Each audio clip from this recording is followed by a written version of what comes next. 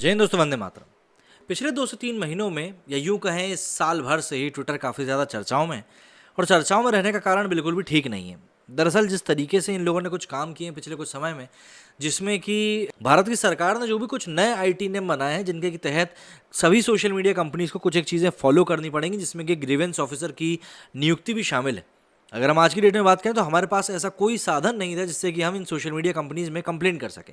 इन्हीं सब चीज़ों को लेकर भारतीय सरकार ने कुछ नए नियम बनाए और चाहे फेसबुक हो, ट्विटर हो या कोई भी सोशल मीडिया प्लेटफॉर्म हो, सभी से ये आग्रह किया गया कि भैया आपको हमारी बातें ये माननी पड़ेंगी, अन्यथा आप हमारे देश में संचालन नहीं कर पाएंगे।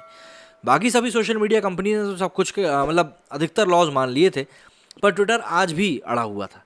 ऐसे में कुछ समय पहले खबर निकल कर ये आई कि भाई एलॉन मस्क जो है वो ट्विटर को खरीदने वाले हैं। अब एलॉन मस्क को दबी जुबान में कहा जाता है कि वो राइट लीनिंग है, तो ऐसे में कई सारी बातें भाई जो राइट पक्ष के लोग हैं उनको अच्छी लगने लगी। लेकिन उस डील के अनाउंसमेंट के कुछ समय बाद ही ट्विटर को लेकर एलॉन मस्क ने एक बड़ा आरोप ये लगाया कि जो डील तय हुई है उसमें मात्र 5% फेक फॉलोअर्स की बात हुई है या फिर फेक अकाउंट्स की बात हुई है। लेकिन यहाँ पर ये संख्या इससे भी कहीं ज़्यादा है। मतलब ट्विटर के ऊपर जो आप देखते हैं ना कि फला सेलिब्रिटी के इतने मिलियन, उस सेलिब्रिटी के उतने मिलियन, इसमें कई सारे अकाउंट्स फेक भी होते हैं, जो कि ये लोग सिर्फ इसीलिए खरीदते हैं कि ये पब्लिक के बीच में अपनी पैठ को और बना सकें। ये भी होता है। लेकिन इन सभी चीज़ों के बावजूद एलॉन मस्क को खरीदने को तैयार थे, बशर्ते लोग इन फेक फॉलोअर्स को हटाएं या फेक अकाउंट्स को हटाएं। लेकिन उसके ऊपर कोई फैसला आ नहीं सका और ये पूरा जो एक डील थी वो कैंसिल हो गई। लेकिन इस डील के कैंसिल होने के बाद भी लोग कह रहे हैं कि भाई एलॉन मस्क को नुकसान होगा। लेकिन यहाँ पर मुझे ऐसा लगता है कि एलॉन मस्क को नहीं बल्कि ट्विटर को ही नुकसान होने वाला है। खबर है कि एलॉन मस्क ने ट्विटर इंक के खिलाफ एक काउंटर सूट दाखिल किया है, जिसमें ट्विटर इंक पर फेक अकाउंट के बारे में पूरी जानकारी ना दिए जाने का हवाला दिया गया है। दरअसल इसी साल दुनिया के सबसे अमीर शख्स एलन मस्क ने माइक्रो ब्लॉगिंग साइट ट्विटर को खरीदने के लिए करीब $44 बिलियन का सौदा कर सबको चौंका दिया था। लेकिन कुछ ही समय बाद एलन मस्क ने ट्विटर खरीद के इस सौदे को रद्द कर दिया, जिसके खिलाफ ट्विटर इंक ने कोर्ट में मुकदमा दाखिल कर दिया है।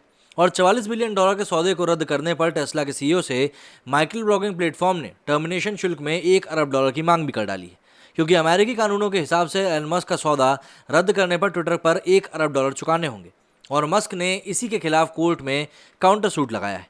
वैसे इस तमाम खींचतान को देखकर कहा जा सकता है कि एलन मस्क बनाम ट्विटर विवाद पर कोर्ट का फैसला जो भी हो, लेकिन ट्विटर की इस समय लंका लग चुकी है।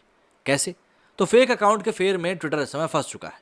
एलन मस्क ने ट्विटर इंक के अधिग्रहण सौदे को रद्द करने के लिए फेक अकाउंट की संख्या को आधार बताया था। दरअसल ट्विटर खरीद की डील फाइनल होने से पहले मस्क ने माइक्रो ब्लॉगिंग साइट से फेक अकाउंट्स और स्पैम बोट्स के बारे में जानकारी शेयर करने के लिए कहा था, जिस पर ट्विटर की ओर से कहा गया था कि उनके प्लेटफॉर्म पर फेक अकाउंट्स 5% से भी कम है। लेकिन मस्क ट्विटर की इस जानकारी से सहमत नहीं थे। मस्क का कहना है कि ट्विटर पर 20% से ज़्यादा फेक अकाउंट्स हैं।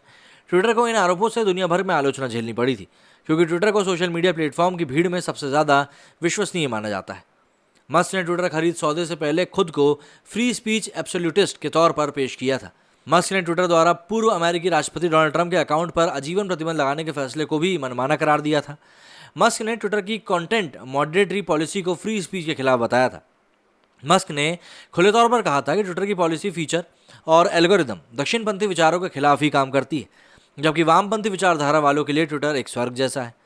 अब देखिए, ट्विटर खरीदने के बाद एलन मस्क ने कई ऐसे ट्वीट्स किए जिनके जरिए मस्क ने दावा किया था कि माइक्रो ब्लॉगिंग वेबसाइट अपने यूजर्स के ऊपर अपना एजेंडा थोप रही है।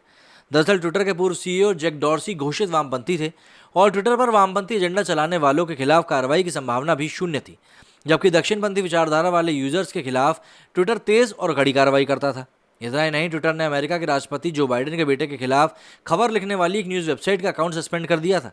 ऐसे तमाम मामले मस्क के ट्विटर डील करने के दौरान ही खुलकर सामने आए थे, जिससे ट्विटर पर अपना एजेंडा यूजर्स पर थोपने का आरोप लगा था।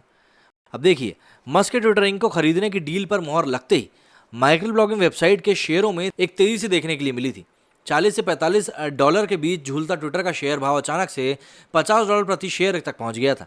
लेकिन इस डील के रद्द होते ही ट्विटर इंक के शेयर एक बार फिर से $41 के आसपास आ गए, जो कि मस्क की ओर से ट्विटर डील तोड़ने के बाद का सबसे उच्चतम शेयर भाव है। हालांकि संभव है कि ट्विटर को शेयर के भाव के लिहाज से उतना नुकसान ना हो, लेकिन कंपनी की साख पर लगा बट्टा आसानी से नहीं जाने वाला है। वैसे मस्क ने जब ट्विटर खरीदने के सौदे को रद्द किया था, तब भी उन्होंने एक ट्वीट के जरिए ट्विटर को निशाना पे लिया था। मस्क ने अपने ट्विटर हैंडल पर एक फ़ोटो शेयर की थी, जिसमें उन्होंने हंसते हुए देखा जा रहा था। इस फोटो पर लिखा था कि पहले उन्होंने कहा कि मैं ट्विटर नहीं खरीद सकता, बाद में उन्होंने कहा कि वे बॉट मतलब कि फेक अकाउंट्स के बारे में जानकारी नहीं देंगे और अब वे मुझे ट्विटर खरीदने के लिए कोर्ट में मजबूर करना चाहते हैं। और अब उन्हें फेक अकाउंट्स की जानकारी भी नहीं देनी पड़ेगी। मतलब कई सारी बातें हैं जो कि यहाँ पर मस्क ने एक मीम के जरिए ही कह दी थी।